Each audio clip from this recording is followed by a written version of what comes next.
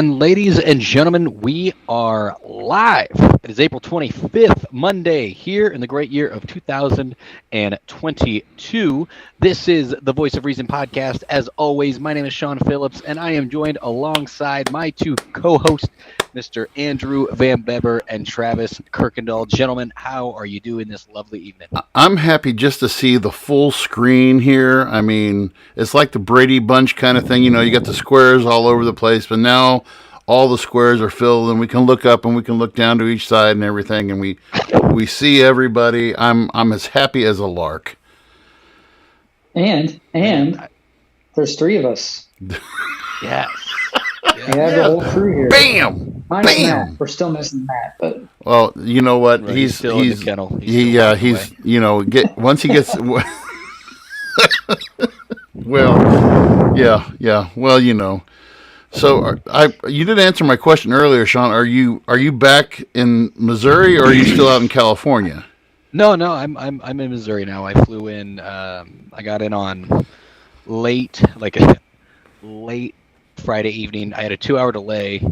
There was a terrible thunderstorm, so my flight back home, I was a flip of the coin if our plane was going to land and not explode on the runway. God. We had a 2-hour delay because there was terrible thunderstorms, I guess, over Colorado, but Missouri, Kansas City especially, was windy, and so I'm not making this up.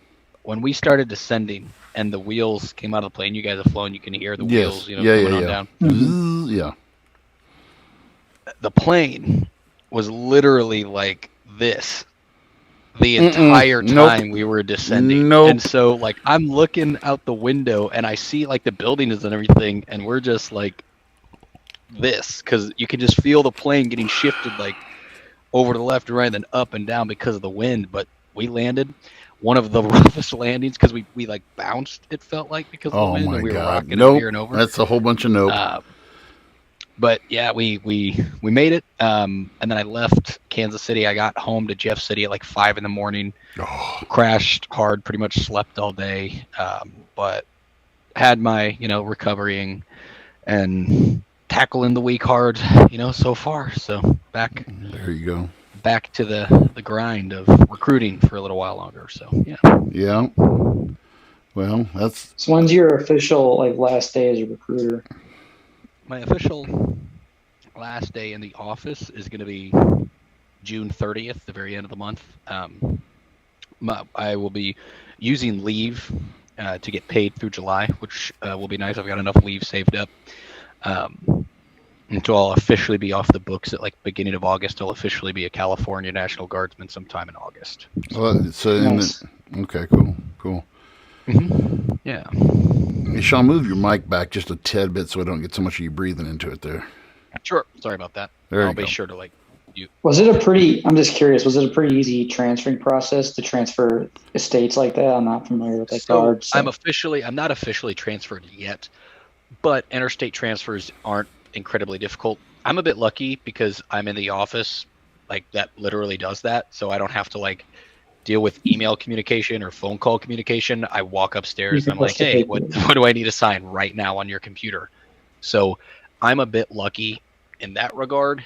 But yeah, interstate transfers usually don't take so long. What it really boils down to is your MOS. And if you have a very specialized MOS, it could be a little bit more difficult to get transferred because they have to find a vacant spot in the state you're moving to.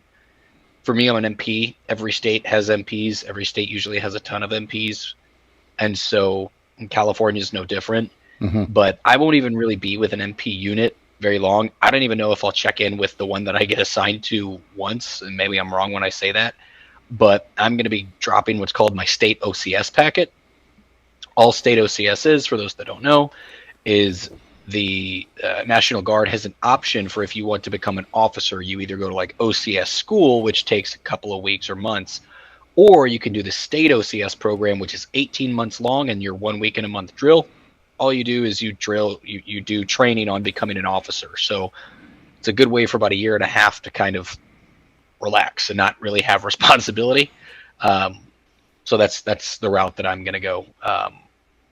And so then that way, when that year and a half is up, I'll have a little bit time left on my contract as an officer, so it'll be good. Well, Yeah, why don't you awesome. go? Why don't you go ahead and fill everybody in on what, now that it's official, and I'm sure your Facebook friends have already followed this and caught this. Why don't you give us a rundown of what your new job is going to be? Yes. So my new official job, I am going to be working for a company called the United Wrestling Network.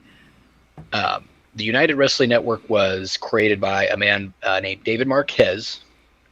Been around for about just at or just under or just over 2 decades now. Been around for quite a while.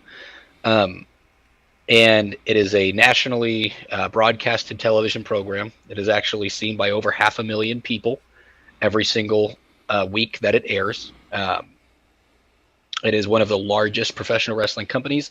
It is not extremely like internet popular, as some might like come to believe, but it's shown in over 200 different local markets across the United States, including here in Missouri. So local Kansas City viewers can watch the programming. It airs on Saturday nights. I will actually hopefully be an individual that will be working to bring it to St. Louis. So that's going to be part of my job. But essentially, I am going to be working behind the scenes, doing a lot of organizational structure, kind of like project management kind of stuff, and producing of the television show. So eventually, as time goes on, I'll fill a couple other roles, potentially directorial roles for the show, editing for the show, all kinds of things. Essentially, my job will be to start out as kind of like a Swiss Army knife of doing a lot of the behind the scenes stuff. There's so much work that goes into running these shows, making sure that they run smoothly, booking venues, booking talent, so much stuff like that, writing the actual show. Wow. And so I'm just going to be kind of being in a big mix of that.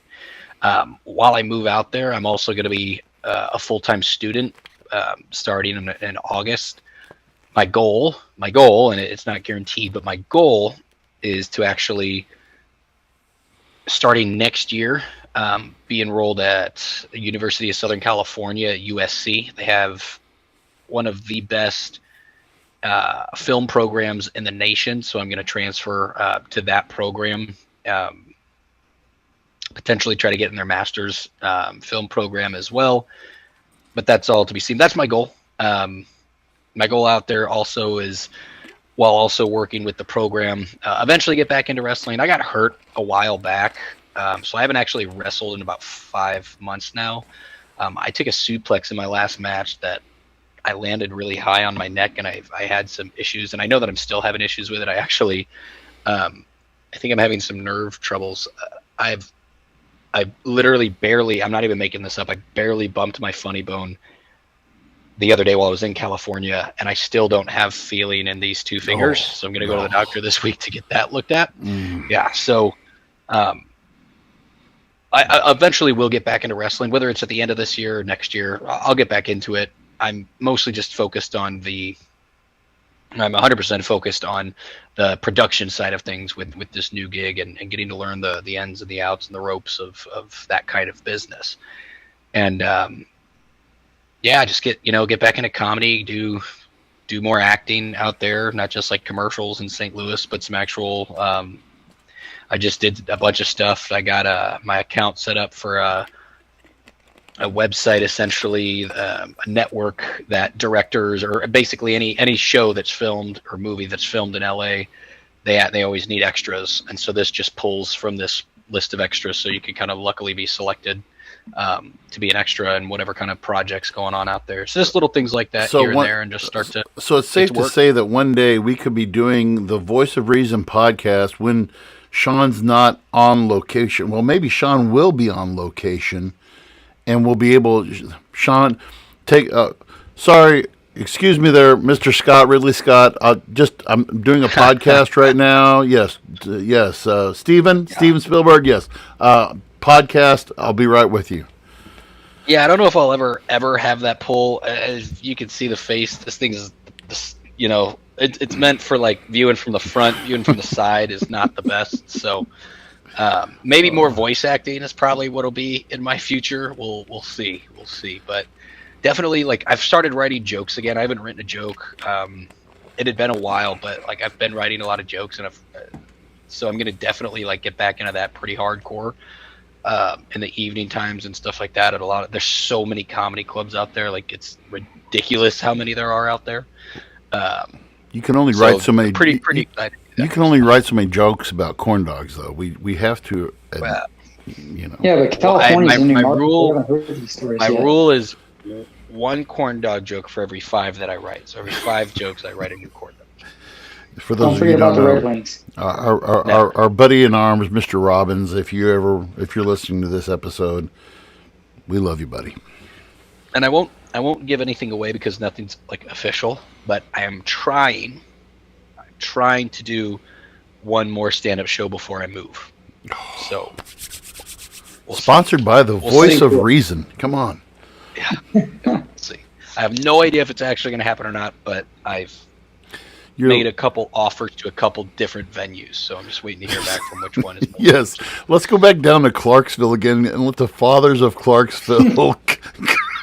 For those of you who don't know, Sean did a show one time at the Apple Shed, which is a local venue in Clarksville, Missouri, and it was a knockdown show. I was crying pretty much the whole time, and the fathers of the community, you know, allowed, and some of the folks were in the back row. They were pretty much in the back row. When you say, Sean, that they were the community leader.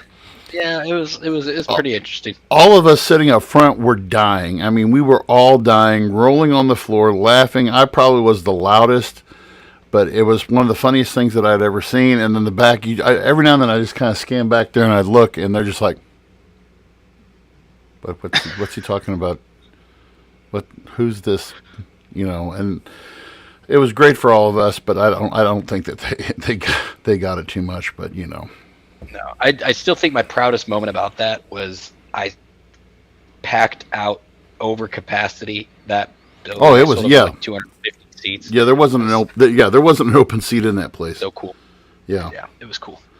Well, that's awesome. We are very proud of you, and I tell you what, we're really excited to see what's coming up, and so thank you. Yeah, and I'm again super humbled that it's like finally an opportunity that I get to jump on, and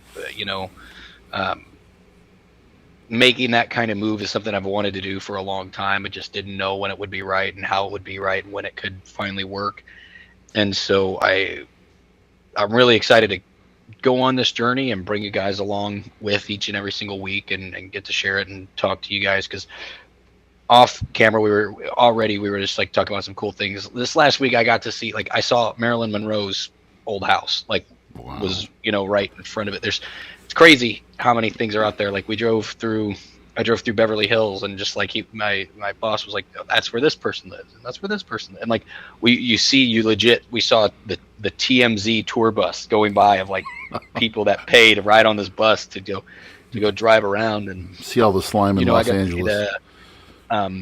El Capitan Theater, where Disney does all their premieres. Any premiere that Disney does, boom. Mm-hmm. Like where Jimmy Kimmel Live is, all these different things, and it's just like I'm to just be within walking distance from some of those things here in just a couple of weeks is kind of crazy and wild, surreal. Like doesn't wild. feel real yet. That's yeah. Cool. I'm sure. Yeah, that's crazy. So we this is kind of, I didn't mention this to you before, Sean, but I quick impression. Have you taken in any of the USFL football season yet? A little bit. I didn't watch any of this weekend's. I watched some bits and pieces from week 1, but I haven't gotten around to watching too much of it yet. But I know Jordan Ta'amu was killing it with the Bandits. So is that who he's playing with? Yeah. Cool. Yeah. Cool. Yeah, I watched a little bit yesterday, and I liked the camera angles and having the microphone with the referees to the booth and everything, and Mike Pereira is the one who's running I thought that was pretty slick. So no such thing as too much football. I'm excited. No. So 1 second, I'll be right back, guys. You keep going. Oh, okay. So one of the things that we were wanting to talk about, I think, this week was going. Well, There were a number of interesting things I think we could say, couldn't we, Travis, about what happened in the world of politics and world politics this week. I guess we can start with Marjorie Taylor Greene. And for those of you who do not know who Marjorie Taylor Greene is, Marjorie Taylor Greene is the U.S. representative, one of the representatives of the district in Florida. And this week there was a group of concerned voters from her district who were concerned about her involvement in the January 6th insurrection. And so they filed suit. And, well, it wasn't really a suit. It was a hearing. It wasn't a jury. It was just before this judge. And this, basically what it was to dig through her past and see if there were any red flags. I guess that's safe to say, Travis, any red flags about who she... Red flag, anything that she may have contributed to the event. Yeah, and some of the interesting things about Marjorie Taylor Greene, you know, tell us, what were some of the things you were reading earlier, Travis? Here we go. So this is from the New Yorker. The Georgia Congresswoman Mallory testified for Oh, did I lose you there, Travis? Oh, there you are. Do I got you? Okay. It's saying it's saying she's a Georgia Congresswoman. Yeah, that's what. Did I say something different? I'm sorry. Georgia Congresswoman. You said Florida. Oh, I'm sorry. Yeah. This lady has. Okay, so she testified. Go ahead. Go ahead. No, I was just going to say. She's promoted far right white supremacists. She has a ton of anti-Semitic conspiracy theories. She's with QAnon.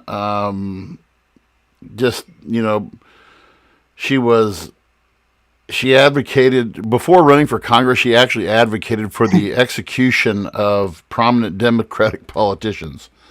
So this woman is a piece of work. She recently, in a recent interview, equated the Democratic Party with the Nazis.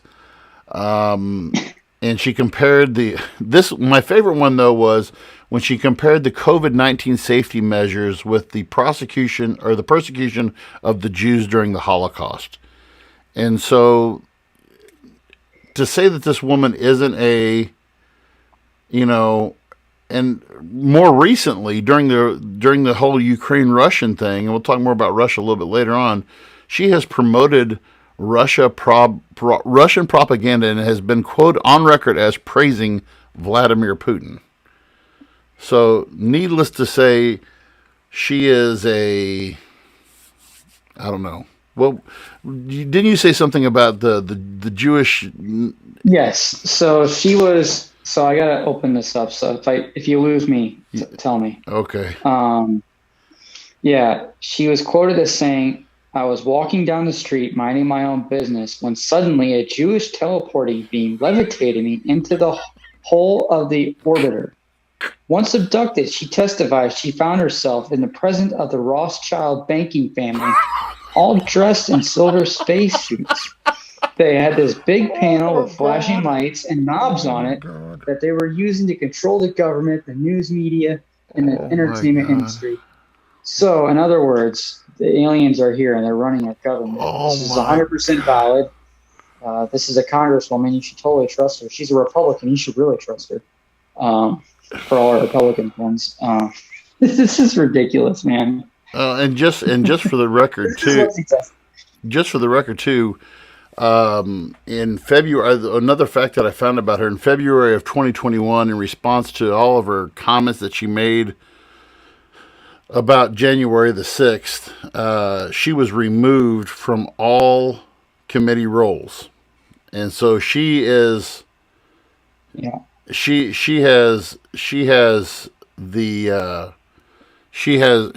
basically just goes up there and sits in Congress. That's all she does.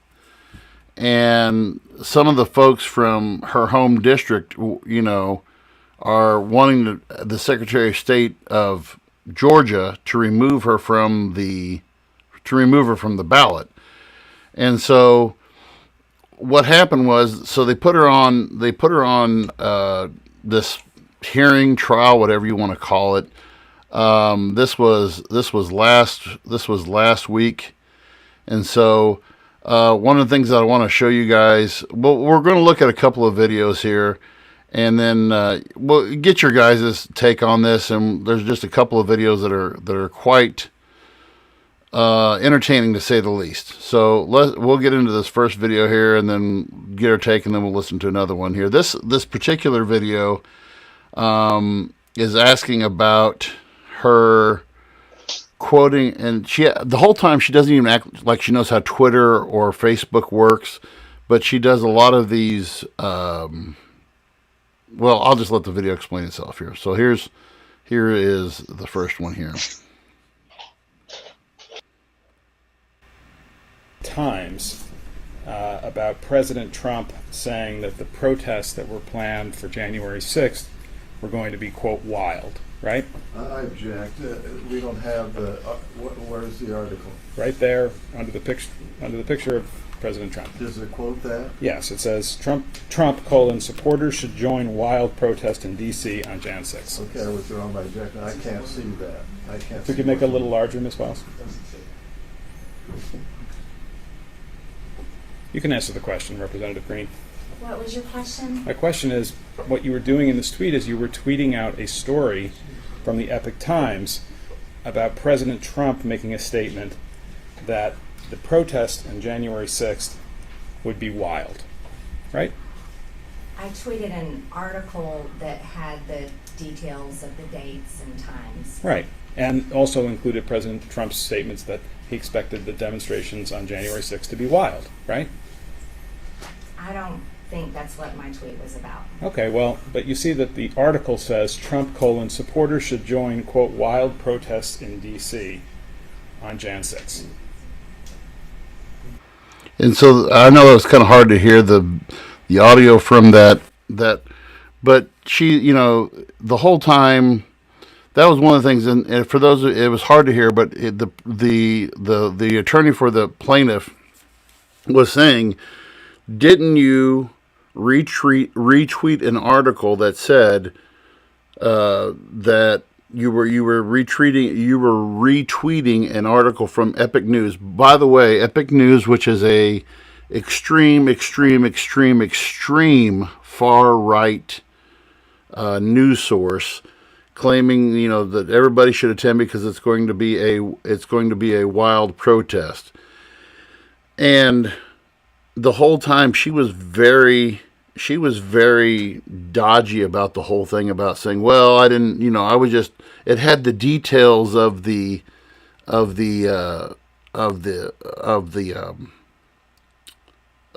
protest. So from the get-go, this woman was she was very elusive on how she was going to answer these questions. And how do we deal with politicians like this? How do we deal with people like this? How should the concerned and I'm sorry for this word, but I'm going to use it anyway, Trump-tard, not totally get sucked in by this?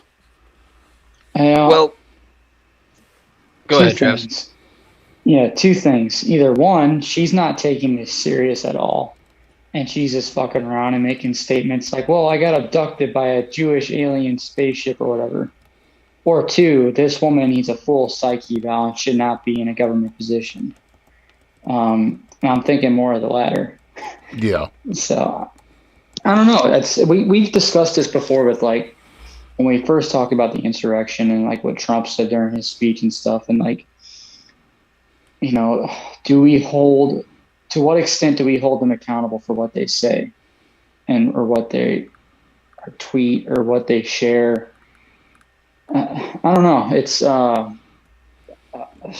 obviously she's on the far right of things, and to the extreme. Just for the record, she has been banned from Twitter too. I mean, a lot of people have been banned from Twitter, but I Right. can understand her situation. What were you going to say, But I Sean? don't know. It's, Oh, go ahead, Sean. Yeah. So one of the things I noticed, like while watching her trial, like a little bit, was the amount of times like they'd ask her very direct questions, very direct, like I need a yes or no answer. And she's like, I'm not sure. They're like, did you tweet this? Was this you that tweeted this tweet? I'm not sure. I don't recall. I don't They're like, know. you don't recall? Typical Has anyone had politicians. access? They're like, has anyone had access to your Twitter? I'm not sure. So you think someone hacked your Twitter? I'm not sure. And you think that they would have tweeted this out for you? I'm I don't recall. And it was just like such a beat around the bush bullshit kind of answer. You know, I am a firm believer that politicians, especially, you need to be held accountable for their actions, or Yes. even sometimes lack thereof action. Um, it's people like her are very frustrating to me. I'm a firm believer that we should have younger people in politics. I've always believed that. The issue is when we have these seemingly younger individuals that play a role in politics. They're always the loudest and proudest, and usually the dumbest. And this comes from both sides. Um, but again, accountability is a huge issue, and what makes this trial so interesting is she's kind of the first domino to fall if they don't allow her on the ballot for re-election. Um, and in my opinion, I think that if that moving forward, there's a lot of others, and again, President Trump potentially being one of those individuals that might fall into that category of there's a potential where he might not be able to run for re-election. Do you think that that's an See, actual possibility, though? I legitimately think it kind of boils down to what the guilty or not guilty thing is for some of these other trials. Like, I mean, let me put it this way: if she's considered not guilty, if they allow her, if they put her up for re-election, I don't know if it's like a guilty not guilty thing, but if they allow her to run for re-election, who knows if Trump even goes to court about it? If they say she's not allowed up for re-election, I at least think there's a court case. Genuinely, I do. I think that they would push extremely, extremely hard for it. So And just for the record, we'll I see. agree. record two, We'll see. a couple of things here. You mentioned age. Okay, I just pulled this up. Marjorie Taylor Greene is 47 years old, so she's actually 3 months older than I am. And you're looking at some of the younger members of Congress right now. You guys have heard about Matt Gaetz. This is the congressman who, yeah. He's another one that is kind of a he's a Florida congressman, and he's 30 some odd years old, and he's all So the what I'm scared of, he's 39 years old, and what I'm scared of is a lot of these guys who are coming up in the ranks. I agree that there needs to be young blood, but the younger that this blood gets, the more Mm-hmm. Yep. more extreme they are. Your AOCs, okay? Your well, Kevin McCarthy's not exactly young, but he's not old either. Jim Jordan, what's the Latino guy? Nicholas Fuentes. All of these guys, Madison Cawthorn was the other guy I was trying to think of. All of these guys, all of these guys, young guys, and we could do an episode just of how freak showish all of these guys are. Sean, Okay. Sean laughs at Madison Cawthorn. I mean, this guy, who That dude is a fucking clown. Yeah, Yeah. Oh, Now he's 20 now. that So he's 26. He's 26. Okay, and 26. he's one of the Carolinas. Represents one of the Carolinas. This guy's a piece of work. And if you haven't done your research on him, Republicans, well, he's a fine young upstanding man and future talent. And I mean, he's the one North Carolina. Yeah, and he's the wheelchair guy, right? He is in a wheelchair. And he used. I'm sorry, I have nothing against, but I think he uses that as his look at me, and I'm an aspiring young politician. Blah blah blah. Probably. But well, my big issue with Madison Cawthorn started of a little speech, an article that he did, where he talked about how all the military service he was going to do and would have done and went on and had talked about that it was like that was it for him, but had people come out like you weren't accepted to any of the academies that you applied for, like you got to stop using that as your way into these people's hearts. Like, what's funny about guys like Madison Cawthorn they're the kind of he's the kind of individual that preaches. He's the jackass that went on and quoted like Toby Keith as like the great philosopher, great philosopher. Yep. I was just getting ready to get to that, but yes, he he touts like all of these it's strong Christian values and man is deteriorating in front of our eyes. Yeah. The feminization of men is just taking over the United States. I believe it was emasculation of men was the way he put it. The emasculation. And it's just so funny to me. Like, he's the one that touts that kind of shit, like, constantly. If he's in front of the stand, that's all he talks about. And yet, it's so perfect. It was so perfect this past weekend. Videos of him on a cruise in women's lingerie were released. And it is the greatest thing ever. It is so fucking funny. Oh, yes. Before he became, there's I don't know if you guys have seen the infamous pictures before he was paralyzed in 2016, 2017. One of his bucket list things was they're floating around out there pictures of him going to Hitler's the Eagle's Nest. And he said it was on his bucket list of things to do. I saw that in some of the research I've done on him before. Mm-hmm. And so I'm just like, and I just pulled up and I was looking for a quote that he had made. What was it? Cawthorn, yeah. So he spoke on the third day of the 2020 Republican National Convention. And during his election bid, Cawthorn's campaign created an attack website which criticized journalist Tom Fiedler, who had produced investigative pieces on Cawthorn and had written favorably about his opponent.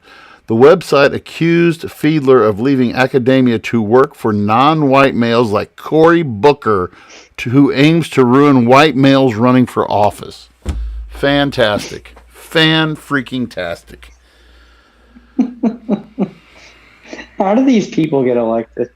Well, money and connections. Like, the thing is about this clown is he was a total like frat boy. Yes. Ride the wave of like white people were on the downfall. That was his whole thing. Like, Cawthorn was a punk. He's always been a punk. Yes. And the shit that he just goes on about is infuriating. Like, absolutely infuriating. He's not someone that's legitimately going out and trying to do work. He's the same kind of jackass that was touting about how like, you must have a valid driver's license if you want to vote. If you want to vote, you have to have an ID. You have to have a photo ID. Guess what? He just got pulled over for the third time driving without a valid license this past weekend. You're kidding me. Fantastic. I'm not even joking. Like, I need to scroll down and see that. Let's see. Just the stuff that this guy touts, it's like, it's mind blowing. Like, look, if you're gonna be about some bullshit, then be about it. But don't try to swing the narrative one way so hard, and then just always have an answer for why you can't bat the same. It's rules for thee except for me. That's how this guy kind of rolls, and he abuses the kind of power that he's given. Cawthorn has Cawthorn has recently called Ukrainian President Vladimir Zelensky a thug and said the Ukrainian government is incredibly corrupt and is incredibly evil and has been pushing woke ideologies. Wow. Yeah. It's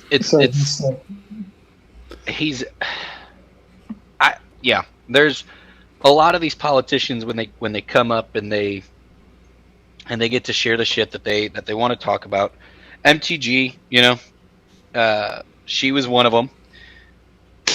Who's the other one that stood up and started screaming like a blubbering idiot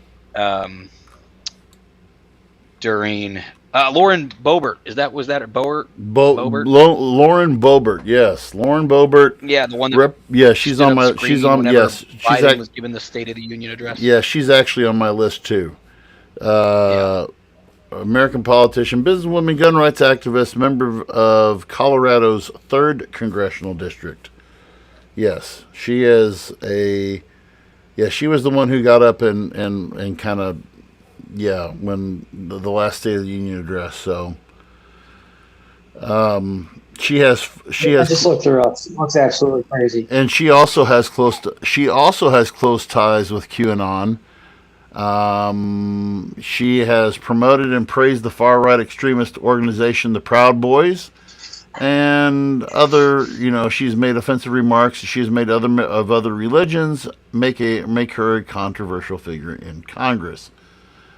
She also supports that the 2020 election was stolen from Donald Trump, voted to overturn the results, supported the rioters who stormed the Capitol, opposes measures intended to prevent the spread of COVID. She opposes transition to green energy, abortion, sex education, gender-affirming treatments for transgender minors, non-heterosexual men, and she is an isolationist foreign policy and minimizes the importance of immigration to the United States. So she is another fantastic individual who is trying to get her age. She is 35 as well. So she's 35. And I want to go back and I just revisit this thing of saying, so what do? We have the old guys who are so extremely out of touch with America, and we have either far left or far right. There are a few middle ground. The guy who's the guy with the Iraq veteran with the one eye patch. Crenshaw.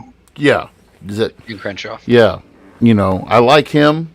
He's, I like the Democrat Tulsi. What's her last name? Gabbard? Out of Hawaii. Yeah, I like her. Yep. But you look at the possible. Who do you think? I mean, when you look at the, you're starting to do these early predictions of who the Republicans are going to roll out in 2024 to oppose Donald. Ron DeSantis is the leading one, is the leading front runner. Ted Cruz, Ted Cruz is always. Ted Cruz to me is. He's almost too much of a just. He's not a wild, but I mean, he's one of these guys who you're just like, Ted, you got to develop some material, Ted. You can't, and so I'm afraid of just this whole rhetoric of how the election was stolen and how, and you talk.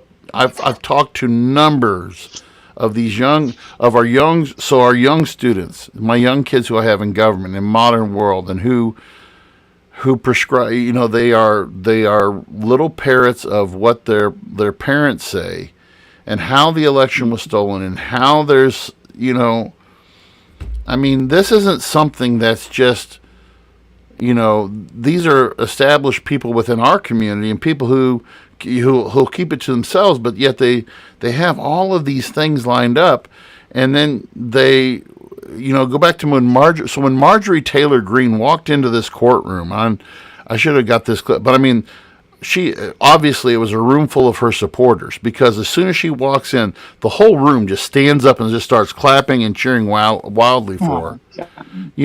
So it's not like she's the pocket of people who are out there who believe in these things, who can't go in with an open mind. Having an open, tolerant mind is a swear word, I think, anymore within the conservative community. You cannot say, okay, I'm open to listening to both sides. Oh, then you're with them. If I talk It's about the same way with the Democrats too. Right. It goes both ways. Right, it does go both ways. The days of, I was actually Snapchatting with one of you guys remember, I don't know if you guys know Sam Dalrymple or not, but he and I were talking back and forth, and one of the things that he said is, I would kill for a libertarian president. He said, I would kill for a libertarian president who isn't mired down by all the politics. And I said, hey, I'm with you, pal. But what has become established and what our founding fathers were afraid of, George Washington, in his farewell address to the nation, said, beware of the baneful effect of the spirit of party. Because he saw at that he was looking at Federalists and Anti-Federalists. You should have you had Federalists who believed, hands-on government, deeply involved, deeply in control. People who this was your Alexander Hamiltons. This was these guys who were just, and then you had the Anti-Federalists. Thomas Jefferson kind of courted with him. He wasn't on board fully with them. But you have these two sides, and it's gotten worse from there. And I mean, every generation had its dividing line. Of course, throughout the early to mid 1800s, it was slavery, and then you go from slavery, and then it stayed with civil rights, and then once you get into the 1900s, it was women's rights and women's right to vote, and then it was regulation of business, and then it was regulation of the market, and then when you get into the New Deal, and oh my God, now the government's giving money to the people, and now we've just gotten into this deep dark realm of we can't be Americans together, so we've got to find these wild off third base conspiracy theories that will totally drive us apart, and it's insane. And that's what's so concerning. I think you made a good point. The younger generation of politicians, it really is. They're either super far left or super far right, and the older politicians are on their way out. So it's very concerning thinking about the future of U.S. politics, and I think that's why we stress so much with this channel. And I know you stress it with your teaching in Clopton. You have to do your own research. You have to really investigate politicians, who's running for office, not just vote, well, I'm voting Republican because my family votes Republican. Mm-hmm. I think we can all see where that mentality has gotten us as a country. Oh, yeah. And that's why we will continue to push. Do your own research, look at all the candidates, and vote for somebody who's legitimately a good pick. Common sense with our voting. I kind of did some follow-up. Sean, I don't know if you had a chance to listen to what we said last week, but we were talking about, we showed some clips of Joe shaking hands with the air and his oh yeah, Sean, what were your thoughts on that? yeah. What were your thoughts on Joe shaking hands with the air and just bumbling around on stage and looking silly? It's the same shit, it's a different day. Yeah. Well, at this point, like, what do you expect? Like, it's quite literally like same old tune with it, and like it gets worse, and people act like it's that's Joe. Well, oh, okay. So one of the things that I've been getting questions about, and again, a lot of folks have reached out to us. This last week I got a couple of emails. By the way, I sent it out to the boys. Thank you for all the positive feedback we've been getting. one of the things that I didn't share with you guys, but I got one of the questions was, well, why isn't everything, with Ukraine being front and center now, why isn't the stuff about Joe Biden, Hunter Biden, and all his dealings in the Ukraine, why isn't that coming out right now? And I said, well, quite frankly, it's because you have a Democratic-controlled Congress, you have a news cycle that favors Joe, and he, and Travis and I, and I'd like to get your response to this too, Sean. Is last week Travis and I just said, come November, I mean, say you heard it here first on the Voice of Reason, but I say by come November we're going to start seeing, if it's real or if it's manufactured, Joe's health is going to start to slide. Because come January the 20th, when the president actually took office and we hit the 2-year mark, then you can say Kamala can step in and she can serve 2 years and then 2 terms of her own. What do you think about that? Is that something you see as a possibility, or what do you think, Sean? I wouldn't see why it wouldn't be a possibility, The only question that I would have is, do the Democrats think that she would have the name, likeness, image to compete against a Trump, to compete against whoever the Republicans throw at it, because they're probably not going to give Trump a shake at it. He's probably going to have his own party, if I had to guess. Yeah. So. Do they think that she's ready to take that step? Who knows? But she might be forced to take that step anyway. To kind of go off this too, I think what they might be banking on, and we talked about this before, if Trump decides to run as third party, that takes away from the Republican vote, and maybe they're banking on that. Who knows? I think, I think splitting the vote. Yeah, I definitely, exactly. I definitely think that the Democrats are crossing their fingers and hoping for that, because I see more and more of a rising number of Republicans who are sick of the Trump cycle, and sooner or later, and I hate to say it like this, but sooner or later, some of these guys have got to start dying off. Nancy Pelosi is 82 years old. Okay. She needs to go. Joe is keeping her rolling. What's that? Well, yeah. Like cocaine is keeping her something. Rolling. When you look at remember that last State of the Union when she was just sitting behind the president, like. Yeah, I know. Oh my God. Yeah, and and on the Mitch McConnell, Republican majority or minority leader in the Senate, looks like a melting frog. He's 80. He's 80. He's 80. Okay. There are these guys who are, you've got Lindsey Graham, who's considered to be a young buck in the Senate. He's 66. Yeah. And you got to start putting age limits. Well, and there was a. Well, how old is the Grand Wizard? Which Grand Wizard? Which one? Bernie. That's a great question. Let's see here. Because I heard a thing where they were talking about how he was considering running again. Okay. Oh God! Could you imagine? Bernie Sanders is he's 80 years old. He's 80 years old. And he has been serving. And now here's the thing. He has been. How many times has he ran for president now? Twice. Has it just been the 2 times? Yeah, I think so.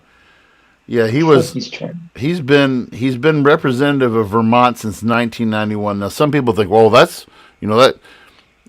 Put this into perspective, folks. If you're like me, 1991 was 31 years ago. Okay? Yeah. He's been serving in the U.S. Senate since 1991. Longer than you two gentlemen have been alive.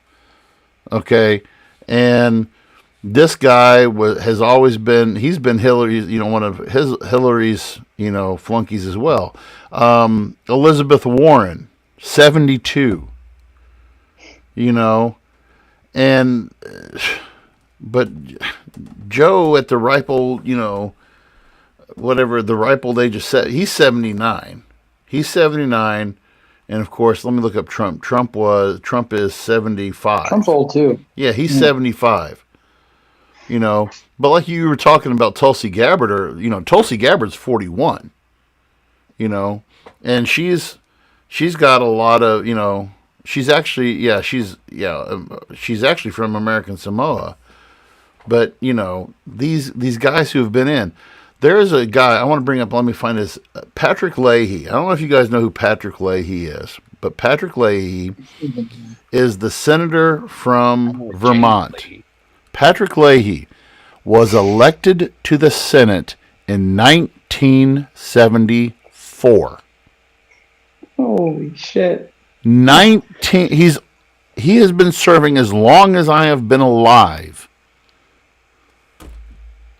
and he's the other senator from, you got Bernie and you got him. Okay? And this guy is 82 years old. And he was a young buck when he started, but now he's, you go back to the longest serving member of the Senate ever, which was Strom Thurmond. Strom Thurmond retired, if you guys remember this, I think I told you this in government class, he retired at 102. And he died 6 months later. Okay, from South Carolina, served for, I think it was 53 years in the U.S. Senate. Now, that's through the civil rights era, that's through the women's rights, and this guy was an opponent of all of these things. And, I like the way this discussion has turned and what we've talked about, but I mean, when you look at what's wrong with our political system, we don't have the middle ground anymore. When you look at people who halfway occupy the middle ground, people find problems with them. I'm thinking of Mayor Pete Buttigieg.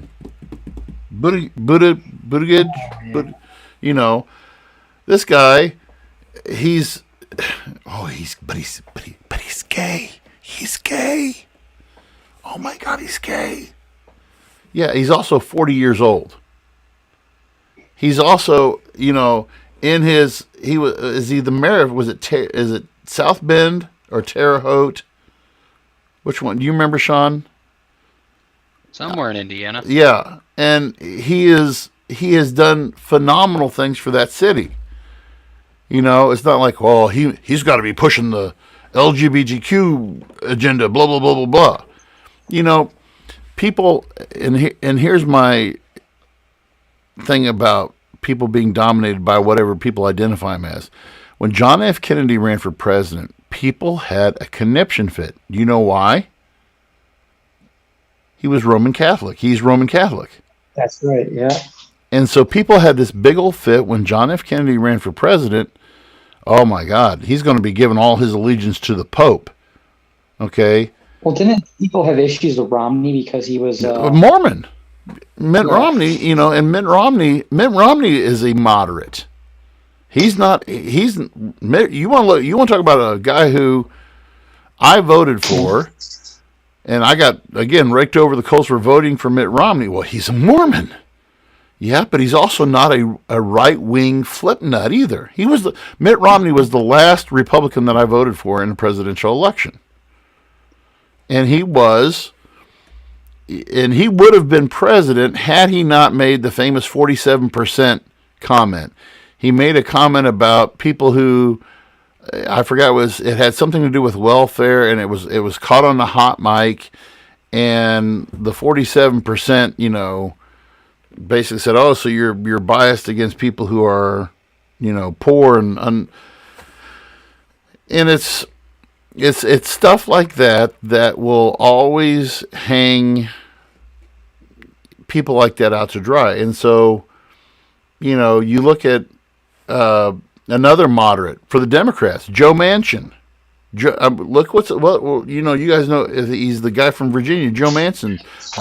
they're raking this guy over the coals. Okay, he's 74, but they're raking him. He's the West Virginia. He's the senator from West Virginia who has broke away from the Democrats and he's been willing to work with Republicans. Oh, how dare you! This is why this system is broke, and this is why, again, we've had a lot of drawing attention to our purpose of this podcast has just been the ignorance, of I don't want to say the ignorance. I just want to say the misinformation that people have about their beliefs and who they're at. When you can take a step back, and I'm not saying this to be braggadocious at all, but when you can take a step back, and I think you guys are great at it too, we take a step back and we take a wide open view, I think, and we survey the whole thing. The people say, well, how can you call yourself the voice of reason if you're not going to commit to one side or the other? Well, that's exactly it. You don't have to commit to one side or the other. You don't have to say, like you said earlier, Travis, why do I vote Republican? Well, it's because mom and dad voted Republican.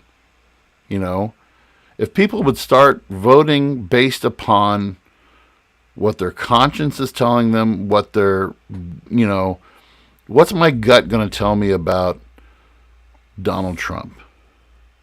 You know, I don't know if I would have voted for Trump, but the first warning sign that came up to me was that hot mic that they got on him inside that tour bus when they said, hey, pardon my French guys, but he said, grab the woman by the pussy. I don't even like that word. I don't like using it, but that did it for me. I'm like, okay, whoa. You know, if I couldn't trust my wife or my daughter around this guy, would I trust him with my country? You know, and then everybody's I'd sure take some mean tweets right now. People say that crap all the time, and that makes me so sick. I take lower gas prices with some mean tweets right now. I don't know. Rambling. Somebody else talk. Well, I mean, politicians, I believe, if you're going to represent our country and represent the people, you should be a role model for those people you represent. Is Trump a good role model? Really? Can you make that argument? I don't see it. No. And a lot of these other politicians, I don't see it. So that's just my 2 cents on it. Do you guys think, had he been legally allowed to, do you guys think Arnold Schwarzenegger would have ran for president if he would have been allowed? Yes. Yeah. Yes. Do you think he would have won? Yes. If Jesse Ventura from WWE Wrestling could become a 3-term governor of not a 1-term, not a 2-term, but a 3-term governor of Minnesota, and he chose not to run that 4th term, that was on his own accord. If Jesse Ventura can I think Arnold to me represents. I mean, he was a Republican, correct? I thought he was Democrat. I think so. Was he Democrat or was he Republican? I can't remember, but to me, I don't know. He did some good things for California. He also did some crazy things for California, but we need to find somebody who can provide a good moral center ground that everybody can live with. If I can get Republican governor. He was a Republican governor. He was the last Republican governor that California's had. Yeah, him and Ronald Reagan, I think, were 2 of the few. So I mean, those times have really changed, because when you get your, I look at people who were able to reach across the aisle, and I could tell you, we've had more divisive presidents, I think, in our history than we've had uniting presidents. I know that's a harsh thing to say, but from what you guys have learned and who can you name as a uniting president? I can think of Franklin Roosevelt. I can think of Reagan as a question mark. I mean, he was loved by the conservatives, but there were some Republicans who couldn't stand Ronald Reagan. Barack Obama was divisive just for the fact that he was black. It wasn't by anything that he did. I would say though with Obama, there was a lot of Republicans that voted for Obama in '08, Mm-hmm. especially a lot of a lot of union guys who most people think unions actually pretty Democrat. A lot of them vote Republican, Mm-hmm. and there was a lot of guys that election. I remember they voted Obama, so I think you can make the argument for him. Yeah, Obama was, and again, from just speaking from, But that's what I election. saw. Yeah. Yeah, like, I feel like with Obama, at least, like, it felt like people weren't, like when he got elected again, people weren't like, well, it's going to go down from here. I felt like I didn't hear that a whole lot, like I did this last election when Biden took office. Like how many people were like extremely upset, and I'm sure that if I was older when President Obama was elected the first time, that's the kind of stuff that I would have heard. I didn't vote. I didn't vote for Obama, but at the same time, I never had to do a "why did he just say that" moment, because for one thing, I could say about Obama was he was a very well-spoken president, and he could, and he would sit down with anybody. He would sit down with anybody. Mm-hmm. There were some of his I didn't like.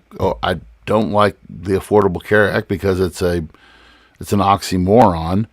But it's, to me, as far as relations and foreign relations, well, he bowed down and kissed everybody else's butt, or was he being diplomatic? It depends on it depends on your perspective of a person, of a past president.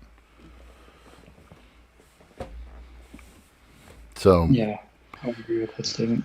I think that, we totally went. This is what makes great podcast right here, fellas, because we had a direction of what we thought we were going to talk about, and we went a totally different direction. Man, we're going to get positive reviews over this one. I'm sure. I think this is a good episode.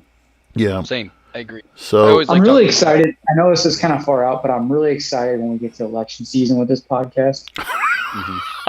We're gonna have material. I'm gonna have a stack of paper on my desk this high on stuff that we'll be able to talk about. As things, I'm really on a local level. I'm really going to love seeing if Eric Greitens, former resigned governor of Missouri, will run for U.S. Senate like he claims he's going to. That will be. Apparently he's picking up support. That will be an episode in and of itself, talking about, because I remember, that was 2 summers ago. I remember, I was following it so much that I was reading the filthy rag of the St. Louis Post-Dispatch every day, because they hated Greitens, and it was entertainment just to read that every day and how much they could bash that guy. So, anyway, Sean, it's great to have you back with us this week, pal. Yeah, it was good to be back. I'm excited for next week as we kind of get back and rolling into everything again. Love talking to you boys as always. For our listeners live, and for those that are going to listen while you guys are in the car, thanks again. I'll repeat it. It's the rinse, wash, repeat. Please make sure you like this episode. Please make sure you share it, even if it's a quick share. You don't have to add anything to it. Just a quick share, and it might be someone's new habit that they pick up is listening to us on their drive, whether it's to work, whether it's to the gym, whatever it might be. Like us, share, subscribe, all that good stuff on all our different platforms: Spotify, YouTube, Apple Podcasts. The list goes on and on and on and on and on and on and on. You know how it goes. So if you listen to podcasts, you can find us. We're out there, I promise. Just all you got to do is type in Voice of Reason Podcast 2021. You guys should definitely be able to find us. So from the bottom of my heart, thank you guys so much for giving us a listen. I know I can't wait to talk to you guys till next week. Bye-bye.